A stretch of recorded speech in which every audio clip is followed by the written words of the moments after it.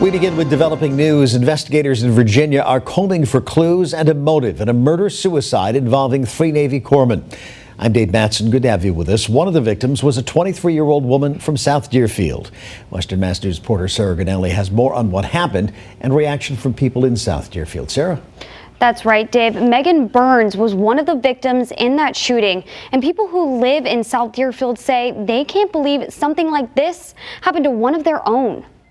Meaghan's sister Kylie shared these photos with Western Mass News. She tells us Meaghan was a hospital corpsman stationed at the Naval Medical Center, Portsmouth. She describes Meaghan as a kind person who loved her family and working in the hospital.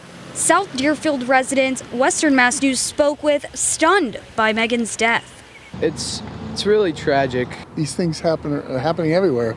You think of Deerfield as just this nice small town, a bit of Americana, and then you hear this almost like this is Americana. This could happen anywhere. Investigators say the suspected shooter, 22-year-old Donovan Mora, opened fire outside of a 7-Eleven Saturday, killing Meaghan and 19-year-old Cheyenne Souls.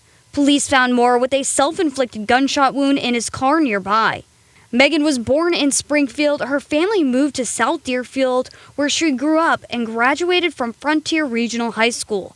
Greg Spees says Meaghan's death is made even more tragic since she was just 23. That's the worst, because they had a whole lot ahead, and the opportunities and the Navy and what that gives you is seeing the world and all that. Investigators are still trying to figure out a motive for the murder-suicide. Meantime, Meaghan's sister says there will be a celebration of life in the near future. In the studio, Sarah Granelli, Western Mass News.